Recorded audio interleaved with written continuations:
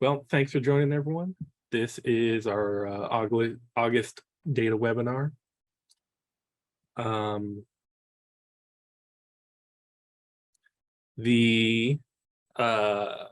get started. I'll do some of my usual updates about Advisor.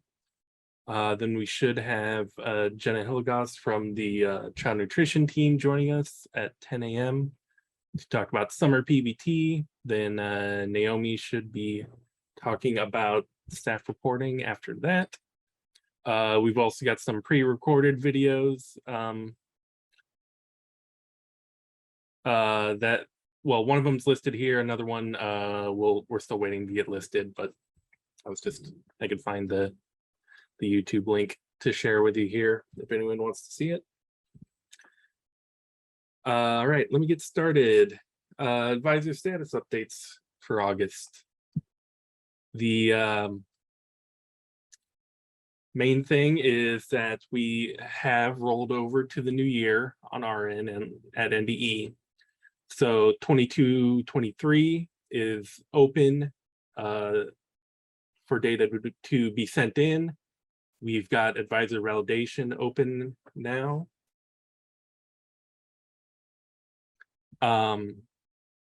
But keep in mind that districts need to talk to their SIS vendor to find out when they are ready to publish 22-23 data.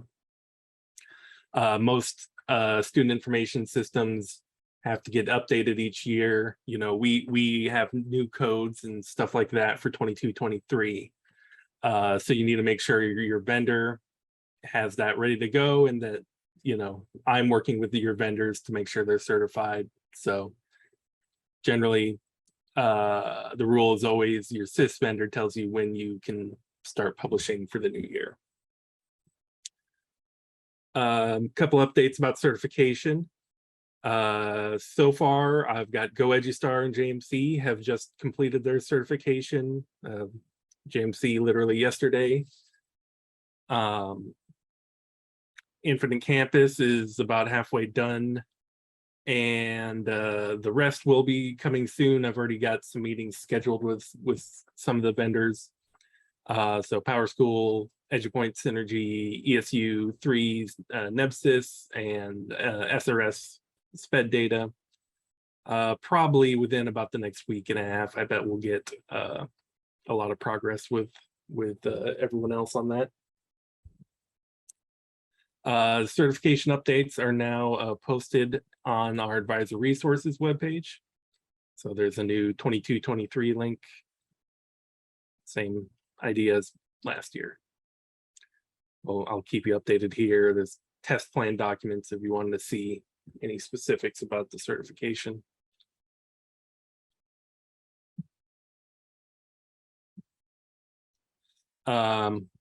So I know GoEduStar districts, I think some of them have started to get their data uploaded. So you could go into advisor validation. The 22-23 reports are on now. And we just turned on the validation errors last night. So I need to actually check and see if everything worked this morning, but presuming it has, that should be ready now.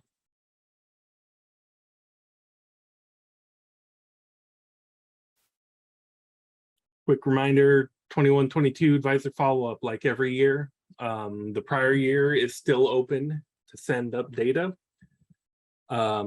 Specifically for these type of data we have here. This is listed in the advisor calendar that's out on that advisor resources website. Due date is September 15th. October 2nd is when we will lock it in. This is the time to send us any of your dropouts, completers, other summer transfers, special ed or Title I changes during the summer, any course data that you're still getting over the summer, and then student demographics data that comes as part of that. So you can continue to send this data up, you know, just like normal. Kind of depends on your SIS vendor. Some vendors you may need to contact your vendor support to have them manually move some prior year data for you. Other vendors, you just go flip back to last year and you can keep publishing like normal. So after October 2nd, then that's when we will, again, just like we did on July 1st, that's when we'll again lock in your data.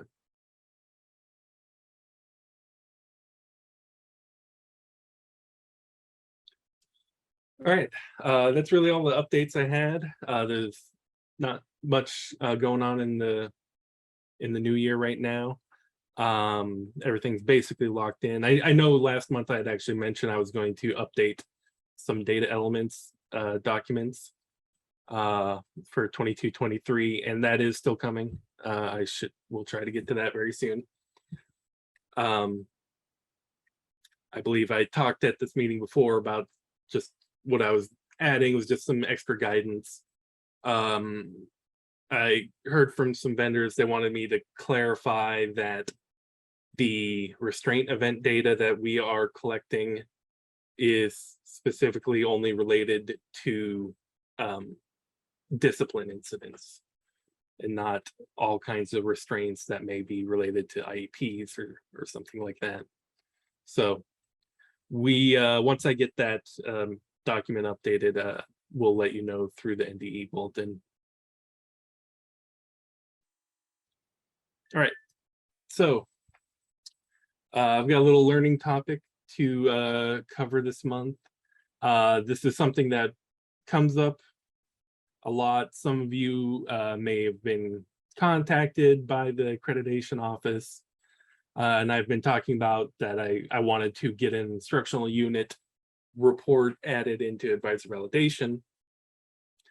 So I thought I might give some basics and describe how instructional units work, especially since they will be changing how they work in 22-23 because of a new field that we're collecting. So first of all, an instructional unit is just an arbitrary measure of the number of minutes a student is planned to spend in a course.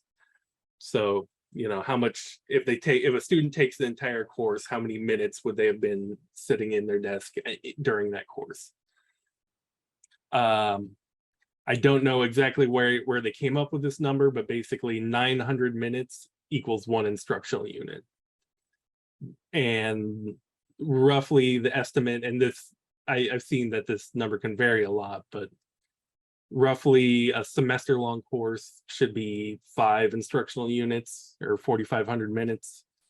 And a year-long course would be around 10 instructional units, so, or 9,000 minutes. We actually, or the Office of Accreditation actually put out this little worksheet about calculating instructional units. Let me grab the link for everyone. I will put that in the chat. If you haven't seen this,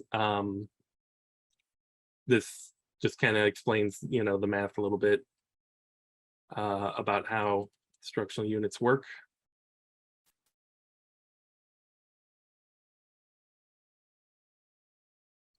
Or I guess 900 minutes is 15 clock hours.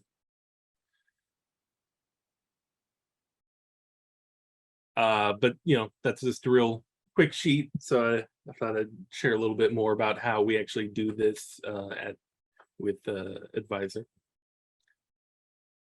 So the reason why we talk about instructional units is because there's actually requirements in Rule 10, as well as Rule 14 for approved non-publics.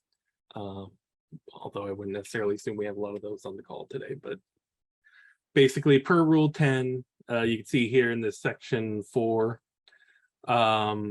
this is where it starts listing the requirements. It says here, high school program, at least 400 units. Everything about instructional units is only required for high schools, grades 9 through 12 only. We don't do anything with elementary or middle school when it comes to instructional units. So if you go into the Rule 10 law document there, There's a couple of paragraphs describing it. Here is all of the requirements summed up for Rule 10 accredited schools. So English language arts, the requirement is 60 IUs for the entire school year, basically, roughly 12 semesters of English there. Math 40, science 40, social studies 40, world languages 20, career education, which includes like all the different subject areas that go under career ed, 80 IUs required there, 20 for health, and then 40 out of either art, music, and or theater. So that's all the subject requirements. Plus, as you saw in the screenshot, the high school must have at least 400 IUs.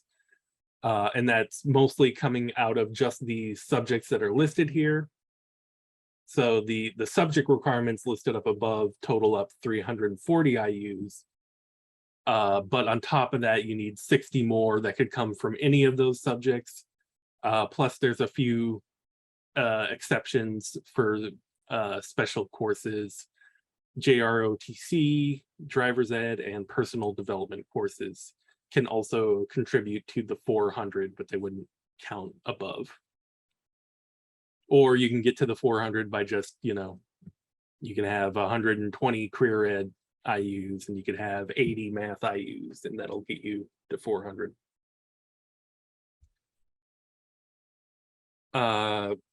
Briefly, here are the Rule 14 approved non-public high school requirements. They are less.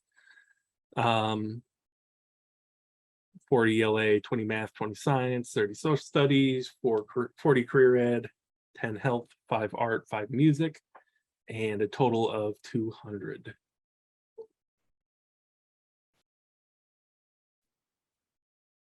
So how were we calculating these values? So this is prior to 22-23. So we've been doing this at least 5 or 6 years. It's one of the, actually probably longer, but I think it was one of the first things I worked on when coming to NDE.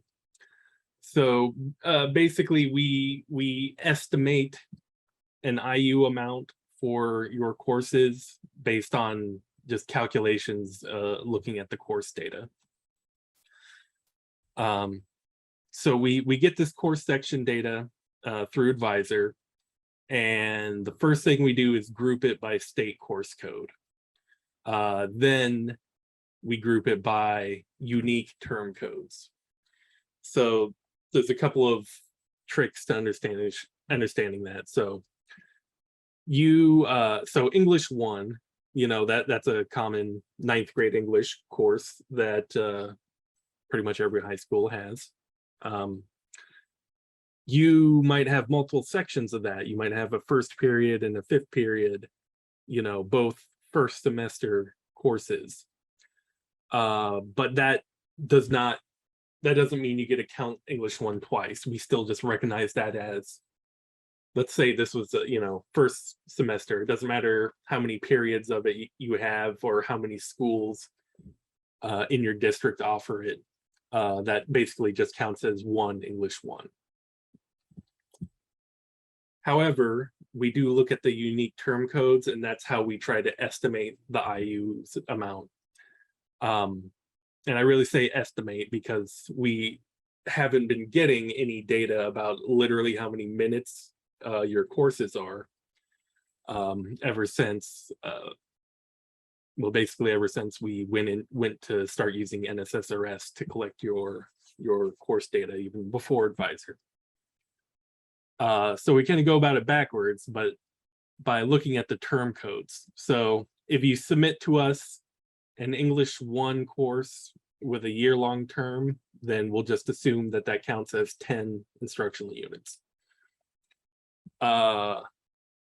If you submit a English 1 with a semester 1 S1 term, you get 5 units.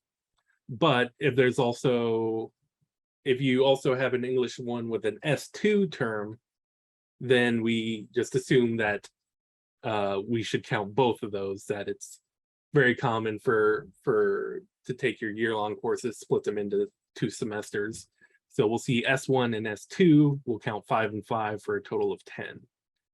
But if all we see are S1s, then we just would have to assume that you only had it for a semester and you'd only get 5 IUs for your English 1. I know that's definitely caused some problems before. People have had to go update their course sections at the end of the year so we can generate that proper credit. And obviously we do the same thing for quarters, hexters, trimesters. You know, quarters are 2 and 2.5 IUs, trimesters are 3.33 IUs, etc. I think we max it out at 10 IUs. Like if you had an English 1 with a year long and an English 1 with a semester 1 term code, I don't believe we would count 15. I think it would just cap off at 10.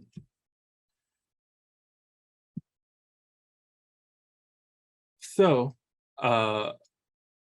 we take that data from your course data that you report. Any of the course data that, and not obviously, you know, we're only counting like good courses that have good data. If you have a course section with no students in it, we don't count it. And if you have a course section and you have students, but you didn't have a primary teacher attached, we also don't count it. So that's part of why we have those errors, you know, telling you that you're missing the teacher on your course. Until you add that teacher, that primary teacher, you're not getting credit for it. Anyway, we take all that data, it's all processed overnight through a bunch of systems on our side. And typically we've just had an internal report that our Office of Accreditation uses, which shows the calculated totals. So I kind of cut up the report a little bit here, but basically, you know, the report will show for your entire district. It'll list all the same subjects that have the requirements, just like I had in the slide earlier.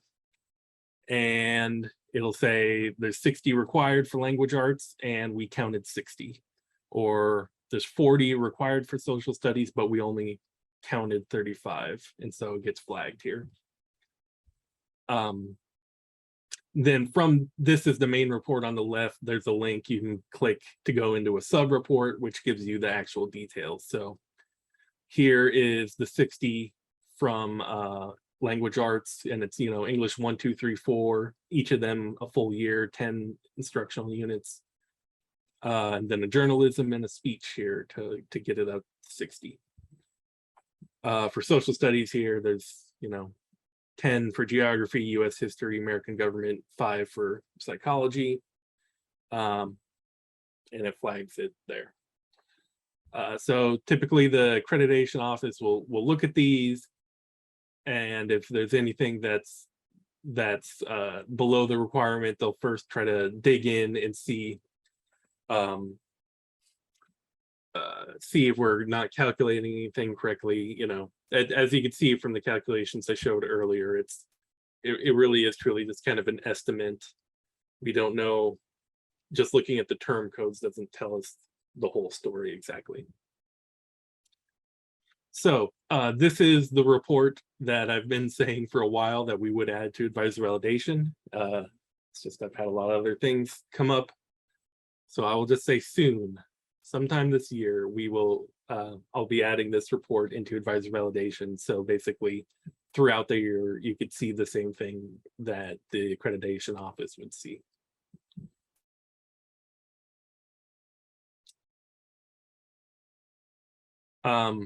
So for 22-23 though, the big change is we have this new instructional time planned field.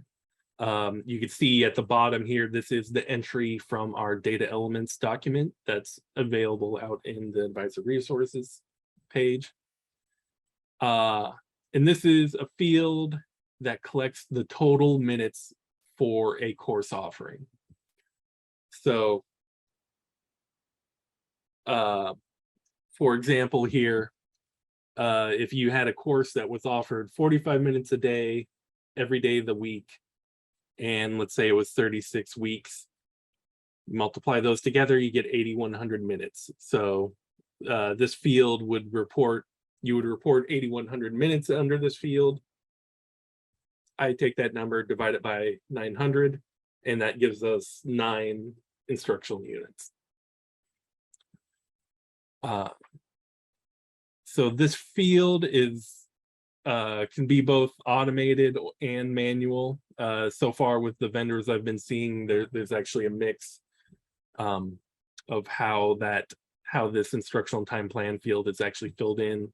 So I expect this will be a topic that all SIS vendors will be covering when talking about their changes for this school year.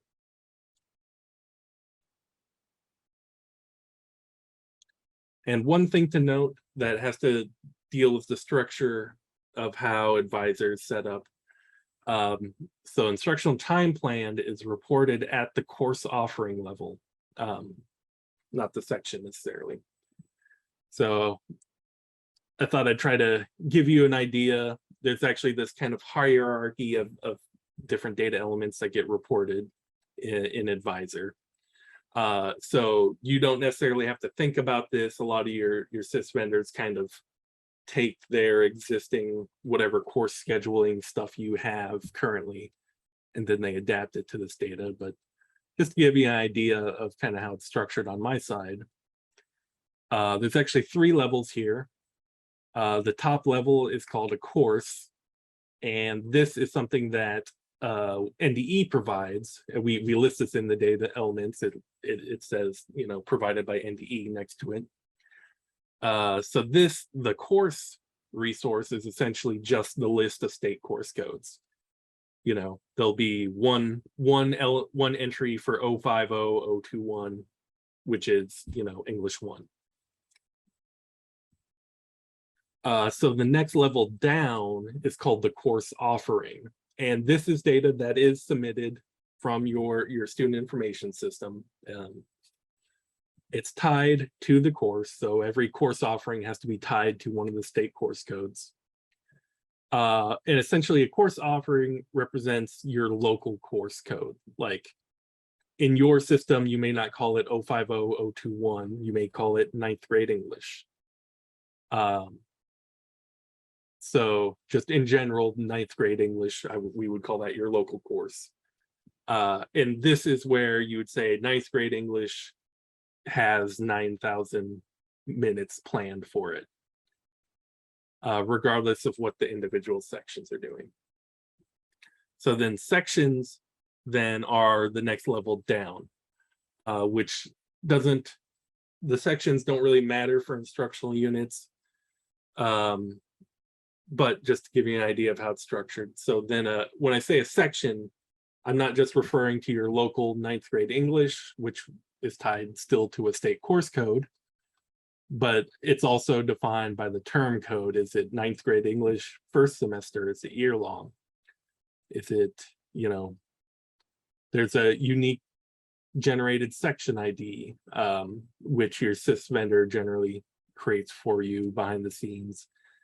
Which could be associated with what period it is, what teacher is teaching it, you know, all of those are individual sections. You know, this is a section is basically where the students are actually going to be seated. That's where the grades are taken.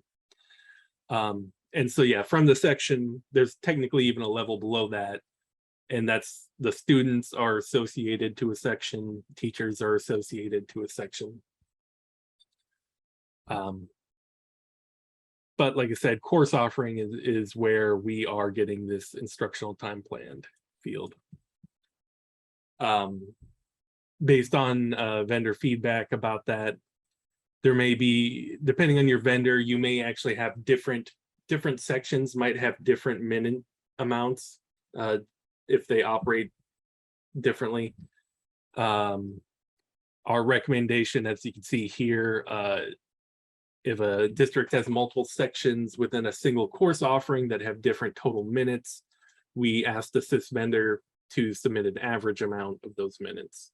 So if one of them has 8,100 and the other one has 9,000, then I assume it should report 8,550, I guess. But again, the details of that will really kind of depend on the vendor and where they were collecting your minutes for your courses. So it really depends. I can't give you one rule on that. But anyway, that is the primer on structural units. That's all I had for this month. Like I said, we'll try to get that report to you sometime, hopefully early this year. I haven't seen any questions come up. Anyone has anything else they want to talk about, go ahead and pop it into the question and answer window.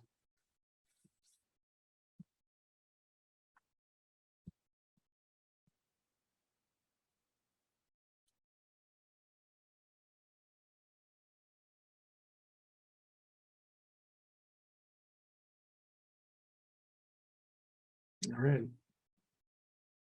Nope, don't say anything. Jenna, welcome. Good morning. I'm going to get set up here. So again, if you didn't hear me earlier, Jenna is from our child nutrition team, here to talk about summer P-EBT. All right. Good morning, everyone. Thanks for welcoming me back. I have presented a couple times at the data conference and appreciate this opportunity to talk with you again about P-EBT. Seems like we always have new updates. There's new rounds rolling out for P-EBT on a fairly regular basis at this point. And so we'll talk a little bit about the 21-22 school year wrapping up and also summer 2022. As a reminder here, P-EBT, Pandemic Electronic Benefit Transfer, is what that acronym stands for. These are financial benefits, monetary issuances that go out to households that have been impacted by COVID, essentially when it comes to their ability to access regular school meals, so school lunch programs, summer feeding opportunities. If those regular lunch and meal opportunities have been disrupted by COVID, that's where these P-EBT benefits come into play and can be utilized by households to provide some economic financial support. A quick agenda here, just 4 items that we really want to focus on today. Number 1 is wrapping up the 21-22 school year and benefits issued for that time period. We'll talk briefly about reconsideration requests that have been coming through. I'll provide some very preliminary, subject to change information about the summer 2022 P-EBT plan, and then wrap up our time today with any questions that you might have. We'll go ahead and dive in here, wrapping up the 21-22 school year P-EBT benefits. The next issuance date that we have scheduled, you'll see here on the screen, is for August 16th. And any benefits that were received or data uploaded into the NDE portal by July 25th will be issued on August 16th. Those benefits will either go out digitally through pre-existing EBT cards, or if a household needs a new card, those cards will start to be sent on the 16th of August. You'll see the second important date here to focus on is October 5th, and this is the final day that all data needs to be uploaded into the P-EBT data collection in the NDE portal for us to guarantee that those benefits will be issued. This is what we're considering our final and our last opportunity for schools to submit data for the 21-22 school year. This is our cleanup issuance that will then be actually issued out to families on November 9th. You'll see that date listed here under important dates as well.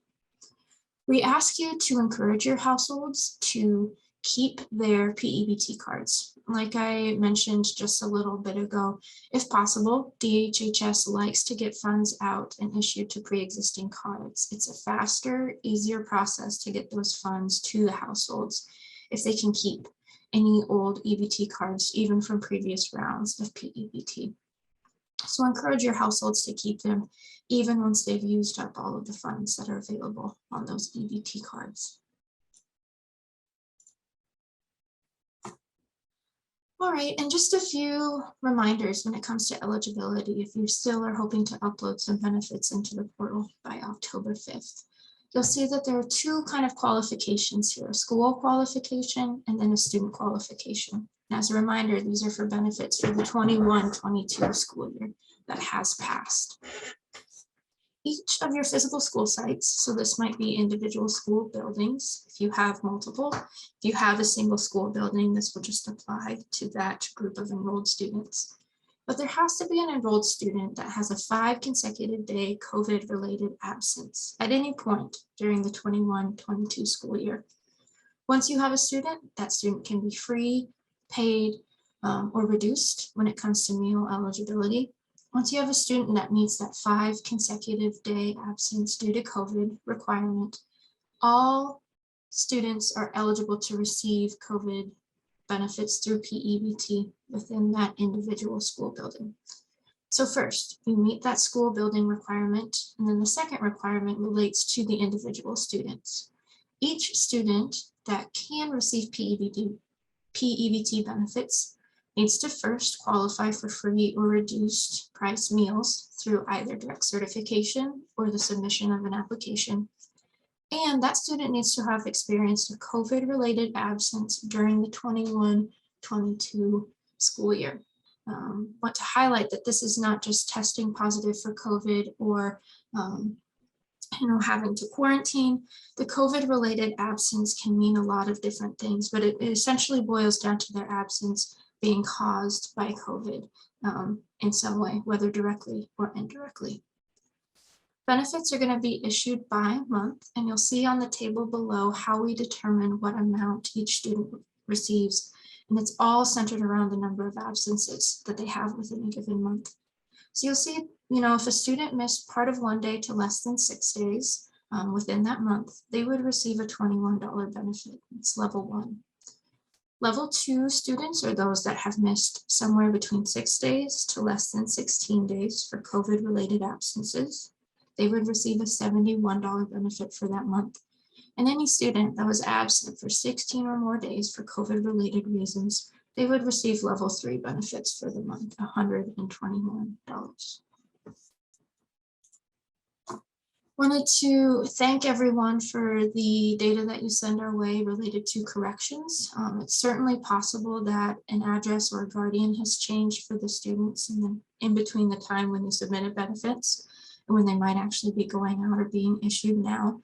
So please continue to send that corrected data my way. See my email address listed here on the screen. What I do then is collaborate with the HHS to either get cards reissued, get returned cards sent out, or sometimes just kind of collaborate with them on the best way to get these benefits issued to households. It's possible too that I might reach out to you, the schools, to confirm a guardian or address update if I hear that from the household directly.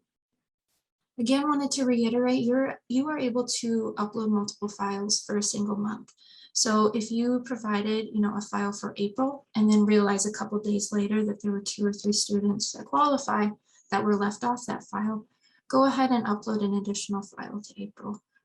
It's important to provide comprehensive benefits for all students that qualify. And so go ahead and provide multiple uploads if that's what you need to do. I also wanted to talk briefly about the reconsideration process and mainly highlight the thanks that I have for school districts that have supported us as households have wanted their benefits reconsidered and moving forward. Appreciate the time and effort that those that I've been in touch with have spent on this process already. Households are invited to participate in the reconsideration process if they believe that the benefits their student has been issued are incorrect, or if their student wasn't issued benefits and they believe that they do qualify. You can see the process they follow on the screen here in those light blue boxes of how they reach out to DHHS, collaborate with DHHS. We take the data that the household shares with us back to the school. School will then confirm student eligibility and absences. Then we work with DHHS to notify the household and then possibly issue benefits if we determine that they are eligible. You'll see contact information for DHHS at the bottom of the screen. We ask that you send households to them directly. This is not your responsibility to work through reconsideration with them. DHHS has a strong plan and process in place. Did want to highlight too that benefits that are issued on November 9th are not going to be eligible for reconsideration, with that being our final makeup issuance. Those benefits will be final.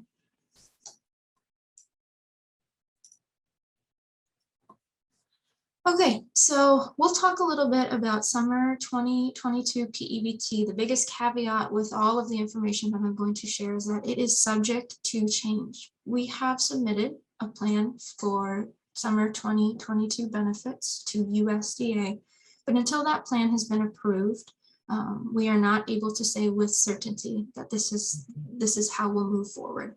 We have a great plan in place. It really is similar to summer 2021 P-EBT benefit eligibility, but I just want to highlight that everything you see here, we hope it remains true, but we will be in contact with school districts and notify them when the plan has been approved, but then also when the portal is open and available for uploading. We do encourage you, as time allows, to start collecting data now for summer 2022 based on the eligibility requirements that we have in place. You'll see a screenshot here of just the collections link on P-EBT as a reminder that this is where you'll go to upload into the portal for summer 2022 benefits. This has been one of the few consistent things from round to round is that we've utilized the portal, and that will remain the same for summer 2022. Okay, so here again, you'll notice the subject to change, but what we anticipate eligibility requirements to be for summer 2022 are very, very, very similar to what we had in place for summer 2021. In order to qualify for these benefits, student number one must have been enrolled in your school district on the last day of the 21-22 school year. And that student needs to have qualified for free or reduced price meals at some point during the school year, or have qualified over the summer coverage period, which we're outlining as May 30th through August 12th. Again, I want to highlight the students have to have qualified for free or reduced price meals. You might have been operating last year, providing no cost meals to all of your students. Even if a student was provided with meals at no cost, they still needed to have qualified either through direct certification or household application to be eligible for P-EBT benefits for summer 2022. Again, subject to change, but one piece of the plan that we are pretty sure will remain consistent is the $391 benefit. And so you remember for the school year 21-22, benefits were uploaded and issued on a monthly basis. For summer, it's a single benefit that goes out, and it's meant to cover the duration of the summer holiday that students experience. We anticipate the date for benefit uploading to be complete by schools for summer 2022 to be October 21st, 2022. So please go ahead and mark that on your calendar. That's the date that we need the file uploaded to issue the summer 2022 benefits. We anticipate that there are going to be 2 rounds of benefit issuance separated by about 5 days. Right now, what we anticipate is that most school districts will have benefits issued on one of these days, and some of our larger school districts will have them issued on the other. What we're advocating for, though, is that your school district would have all benefits issued on one of these days. They would not be split to hopefully reduce any confusion or excessive phone calls or communication coming to you from households that are unsure about when to anticipate these benefits would actually be received. There is a question in the Q&A from Omaha. How does CEP impact summer P-EBT eligibility? All right, so we can go back here to the previous eligibility screen. Okay, so for those CEP schools, all of their students fall under this second qualification here, qualified for free or reduced priced meals. So what CEP schools would be doing is they would be uploading an enrollment file of all of the students that were enrolled on the last day of the 21-22 school year. Any student that was enrolled at your school on this final day automatically meets the second requirement and would therefore automatically be able to be issued summer 2022 benefits. So for those CEP schools, you're simply uploading an enrollment roster. You're including everyone. For schools that are not CEP, this is where you'll want to determine which students actually qualified for free or reduced meals. Yep. Thanks, Casey. All right. So let's see.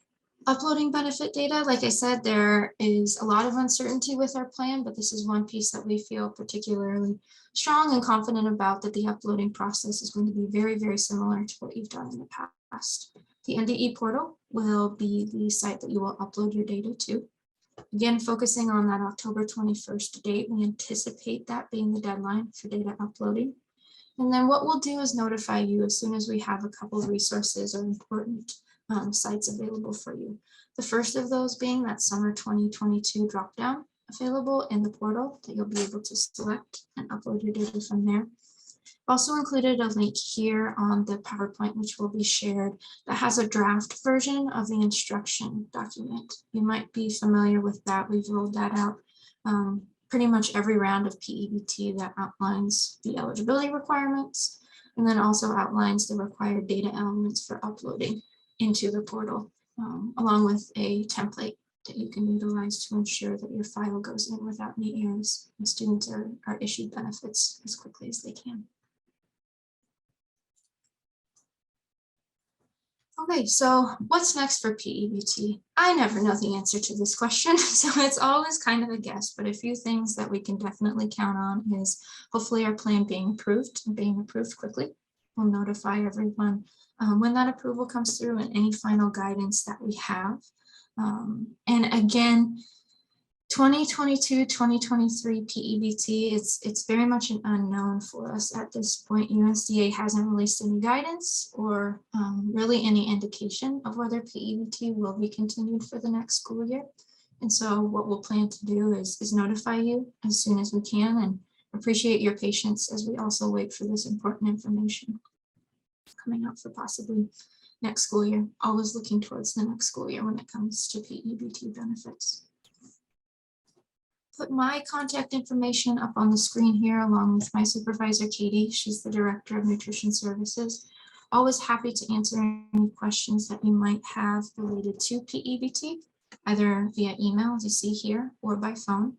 And yeah, again, I just want to send thanks and appreciation for the support that you've given to these households that are receiving P-EBT. It's a boost for these households, but you might have also seen how it really boost the economy in your community as well to have these funds available. It provides great opportunity for local markets, local food providers to have households that are looking to purchase food items through those P-EBT benefits. We hope that you see the benefit here and greatly appreciate the work and effort that it takes from you to make these benefits a possibility. So Jenna, the draft instructions, did you actually have that link's available right on the P-EBT site? So I have those here in this PowerPoint file that I can definitely share with Brian. We haven't made those yet available on our website yet. But Okay. anticipate once we have plan approval that we'll be able to post that. But yeah. All right. Yeah, I wouldn't, we'll wait to post those once everything's approved. Okay. Yeah, it has a but draft if you did format. want to pop that open though, I could share something out of that.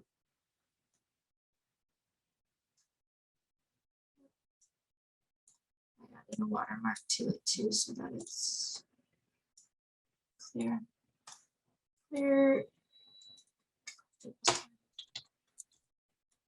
I just wanted to point out that the file format like if you scroll down, the file format's exactly the same format we used for the 21-22 school year. It's just that the last field in 21-22, we were collecting that days absent for the eligibility requirements. You still must, we're still using the same file format, so you still need that 16th column in the file, but you can set it to 0 or set it to any number. We're not going to look at it for the summer. And I see that Ruth posed a question about summer food program having any impact on P-EBT. That's a good question, and it does not.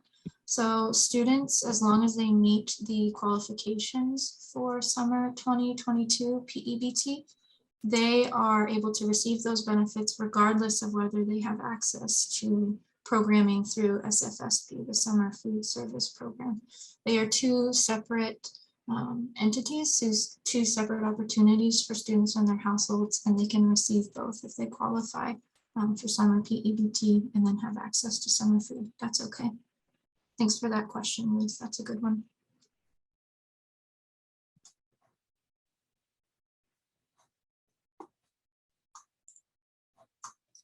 Okay.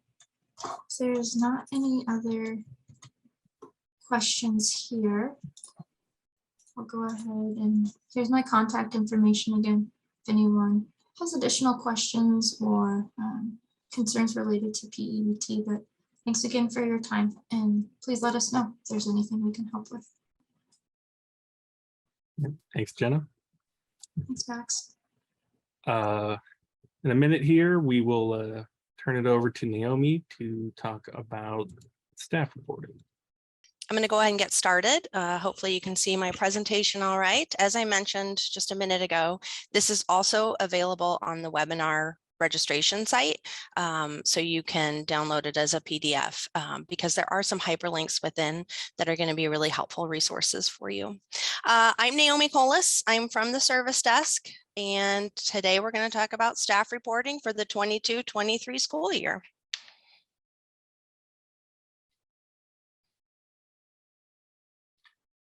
I'm going to cover just kind of a quick overview of what this specific collection kind of entails. I'll introduce a couple of new items for this school year, some changes over last year, and then just give a couple reminders as you prepare and start entering your information. So there is a link here for the calendar that lists staff reporting deadlines and due dates. There are several throughout the school year. We did just open it, so the collection is now available to be added to your portal accounts. The first deadline is September 15th, and this is a statutory deadline for public districts and non-public schools. We do appreciate Rule 18 special purpose and ESUs getting their information by then as well. It allows us to start taking a look at the information that's included in there. And then the fall deadline is October 15th.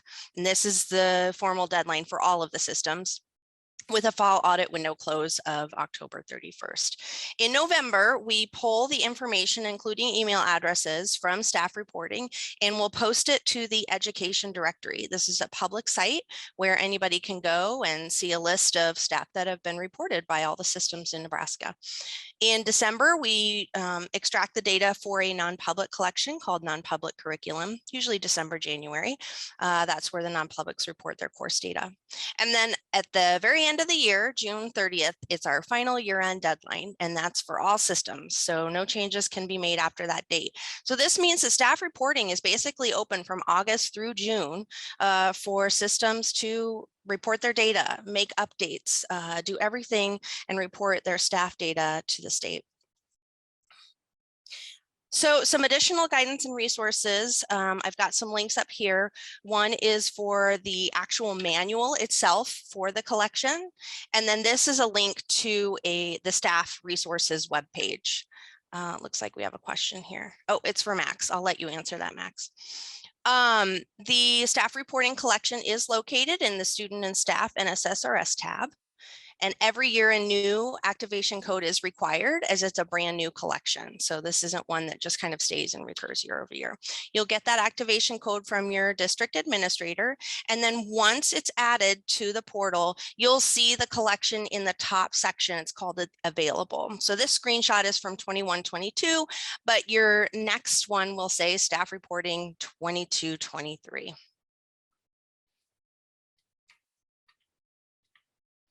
All right, so the data that we're collecting within the staff reporting collection is both demographic and then assignment based. So demographics include all the things, you know, first, last name, race, date of birth. It also includes things like email, salary, contract information.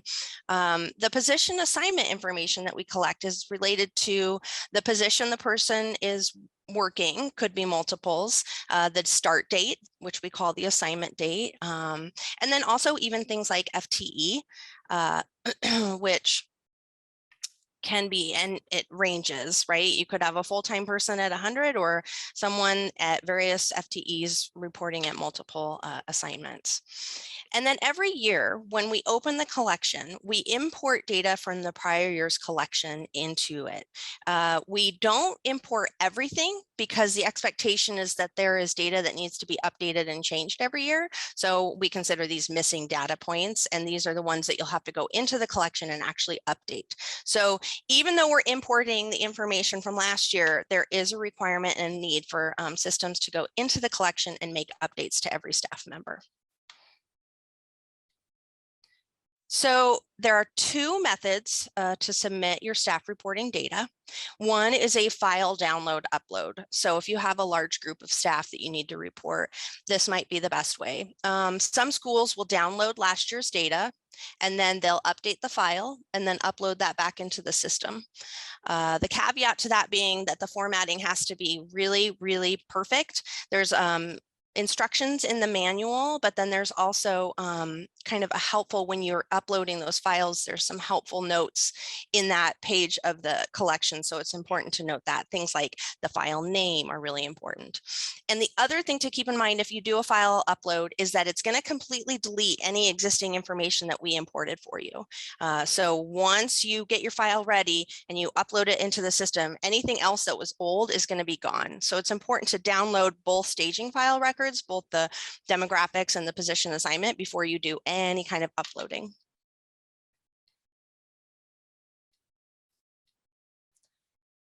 The other method to submit data, and this is helpful for maybe smaller schools and then kind of updates that and changes that occur throughout the school year, is to do the individual entry edit. So this updates can be made on an individual staff person basis. So this, you could go in and make a change to one staff person versus having to upload a file for everybody in the system. Once the information is submitted into the staff reporting collection, the next day you're going to want to go to a second collection called NSSRS validation.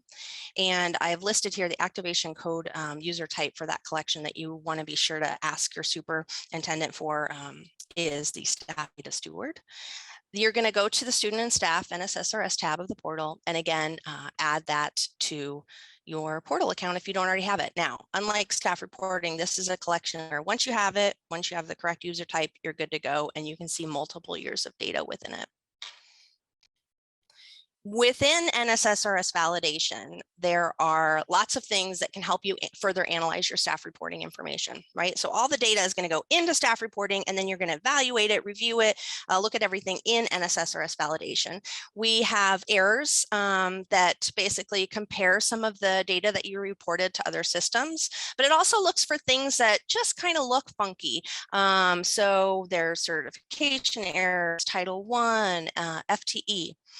In NSSRS validation, there's also verification reports, and these are extremely helpful as well, because this is going to be your report that lists the staff that you've reported so far, those that are certified, those that are a full listing of everybody reported. And then it again compares to other systems as well. So we've got some reports that look at course data and kind of compare staff members' endorsements, teachers, et cetera. And then we even have a report that looks at some statewide licensure information. There is a link here to the DHHS NSS licensure lookup site, which I think can be helpful as well. And then the other thing that NSSRS validation can be helpful for as well is looking at last year's data, the year before that. If you're a new staff person and you haven't done this collection before, this allows you to go back and see how people were reported in the past, and that can be very helpful. The NDE staff ID is a third collection that relates to staff reporting. And in this collection, you can look up and create new staff IDs. So let's say you have a new para at your school. This person isn't certified, so they probably don't already have a staff ID. So you go into the NDE staff ID collection and create one for them. The information here that's really helpful to consider is to make sure you're inputting a social security number when you create that new staff ID. And the reason why is because when, let's say this para then goes to school and becomes a teacher, when they apply for their certificate, that certificate system is actually going to go into staff ID and look for that social security number. So if that person already exists, they use the existing staff ID versus creating a second one and then having a duplicate ID. I've got a link here for the public certification lookup site. This is also very helpful if you're looking up someone's certification. What are they endorsed in? When does their cert expire? And then the Teach Business Partner Portal, or we call it the BPP. This is also really helpful for districts. And this lists staff and those who are certified specific to your district or system. So if you haven't heard of this, you're not quite sure if you have access to it, ask your superintendent. They're getting a email from the certification team to be able to give you access to that. All right, so that's kind of an overview of staff reporting. New for the 22-23 school year, we've got 2 new position assignment codes. So for the first time, we're going to collect substitute teacher data in staff reporting, and we're going to collect coach data. So there are 2 new codes, 5190 and 5330, that you're going to report. There's a couple things to consider with these new codes. We've had a collection in the CDC called substitute teacher for years. That's gone away. We're not going to need that one now because you're going to report your sub data in staff reporting. And there's also a new position assignment field within staff reporting. So if you're doing some of those file uploads, there's a new field, a new column, and that's going to be days worked. So this is only required for substitutes. And you're going to report that information in increments of 0.0 or 0.5. So that would be full or half days. Some considerations for these 2 new positions is that FTE is not required. So you're not going to get an error on FTE for either of these because it's not something we're collecting. And the other thing that's really important, especially for the coach position, is that you're only going to report those activities or athletic coaches who aren't being reported in any other role, right? If you've got a math teacher who's also your football coach, that math teacher is already being reported full-time, potentially, as a teacher. So you don't need to add in a secondary line of position assignment and add his coaching endorsement sort of stuff. You only need to do the person that comes to your district, your school, and all they do is coach. So let's say the person who's coaching soccer, they are not a certified teacher. They only come and they coach. That's an example of someone that you're going to report with the 5330 code. And then last but not least, we did take the substitute teacher data from last year's CDC collection and we imported it in staff reporting. So you shouldn't have to recreate too many returning substitutes, but you will have to create all those coaches because this is the first time you're going to be reporting them. Question from Leslie, do we still need to list all subs in staff reporting? And it looks like Max is typing answer, but I'll quick chime in here too. Yes. Substitutes renewals, they look at the days worked as part of that. So it's going to be really important that you get your substitutes reported in staff reporting. And the collection's open year round, right? So let's say you don't know who your sub is right now. You may not have them and use them until January. So then you can wait until January, open up staff reporting, enter your substitute in there. Katie Waldo, we are co-opted in sports. Who reports as the coaches, the school that holds the contract? I'm going to have to ask the certification team about this one just to make sure I answer it correctly. I do believe that the school who holds the contract is likely going to be the one reporting it, but let me take that one back to the certification team because I think that's a good question. Yeah, Max, will you keep track of that one for me? And then Jackie Nielsen, when do we record the sub teacher days worked? Is this the same as last year? Right. Okay. So last year we had multiple deadlines for the substitute teacher collection. No, basically you're going to want to report the sub teacher days worked on a schedule that works for you. I know the certification team, the accreditation team would love to see it on like a monthly basis. But I think it's really going to be up to what works best for your district. But again, staff reporting is open year round. So you could do it in a semester or a quarterly basis. And that's going to be helpful to start getting some of that information in there, ensuring the person's certified, doing some kind of those checks and balances. Carolyn, do we report substitute paras here too? And then again, reporting all the paras on classified staff reporting. Okay, so Carolyn's question is asking about, I'm not going to answer the substitute paras question because that's a whole nother bag of tricks. What you want to keep in mind with reporting paras in the staff reporting collection, and I have a slide here that I'll get to, the next one here, is that there are two types of paras that you're reporting in staff reporting. Those are your instructional support paras, and those are your SPED paras. So if the para role falls under those two categories, you're going to report it in staff reporting. I hope that answers that. Now, she also asked about a CDC collection. We call it non-certificated staff, and that collection still exists, and you're still going to want to report every single one of your paras, regardless of whether they fall under those two caveats in that CDC non-certificated collection. So that doesn't change. And then Kim Taylor, do coaches have to have an endorsement certificate? Do they have to be endorsed for 7 to 12 grades? This is a question for the certification team. And I can make a note here and follow up with you after. Max, hopefully you can help me with that one too. I believe the idea behind it was that there is some type of permit that they need to have. And so the point of adding them to staff reporting is so that the certification team can actually get some of their employment history, which helps with getting renewals.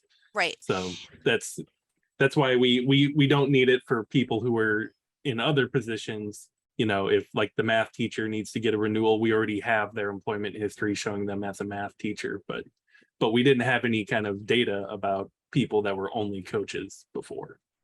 Yeah, we didn't have that connection between the coach and what district that coach was at.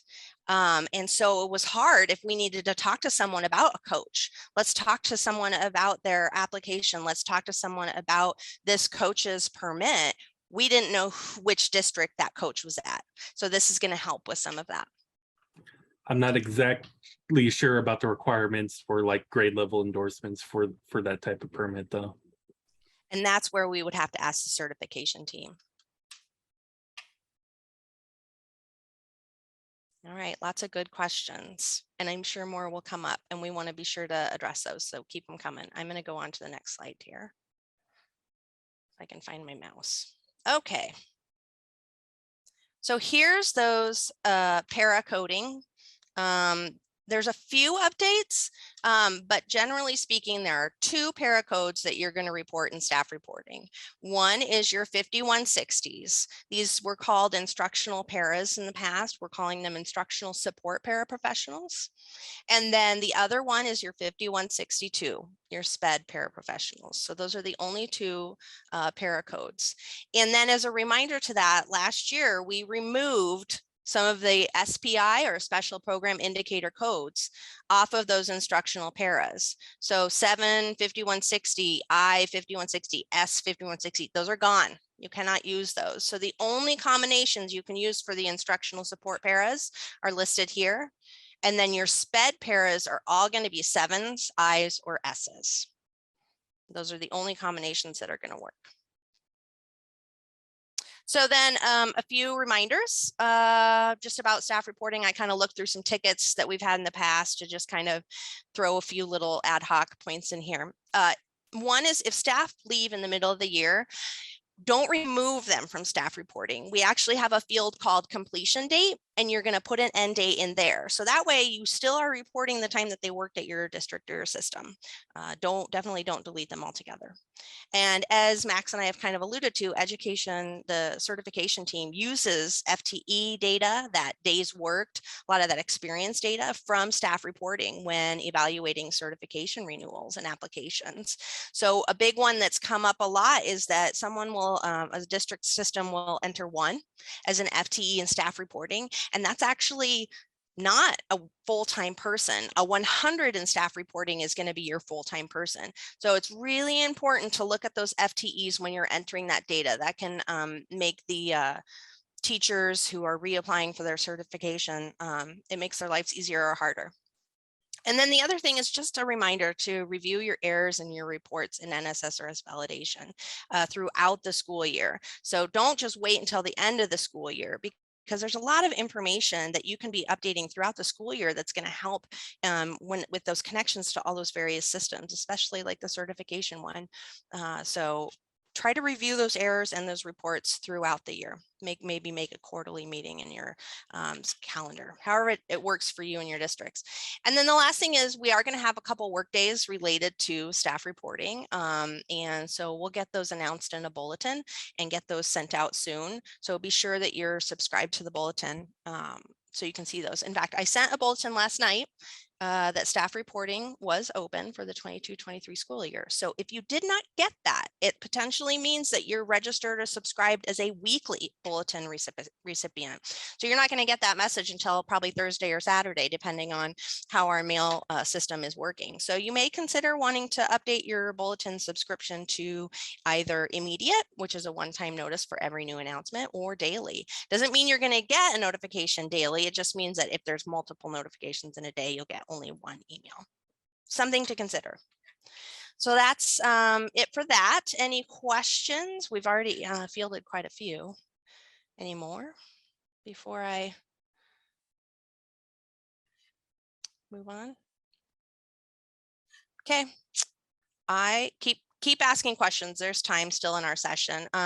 I'm just going to quick give you an upcoming September. Here's what's coming next month for the data webinar.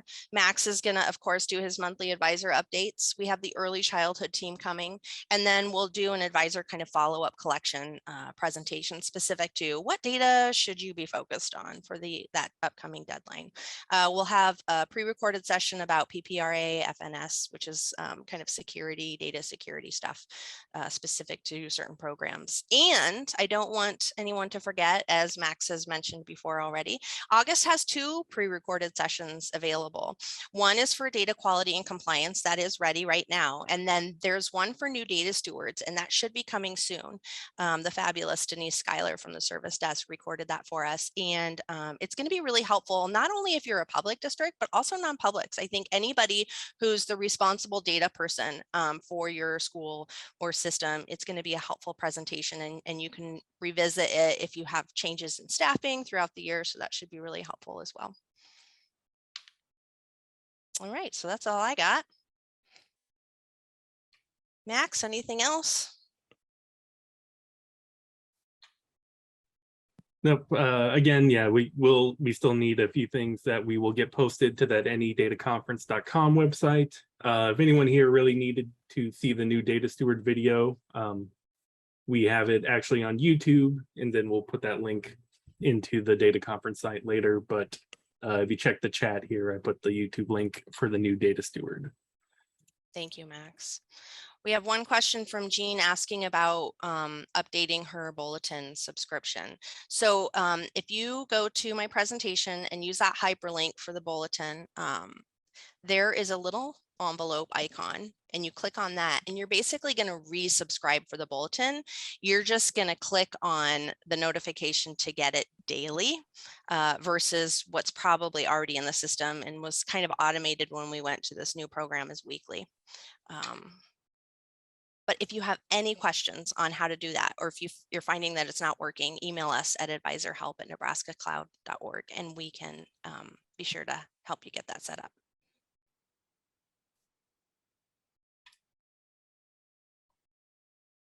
Anything else? Thanks, everybody. I know I talked fast, but that PDF presentation should help, and then look for more information on staff workdays coming soon. Thank you. And thanks everyone. And we will see you next month. As usual, within about a week, we will update the Any Data Conference website to have a sign up link for next month's meeting. So keep on a lookout for that. I'm sure we'll send a reminder about it too. And I hope we see you next month.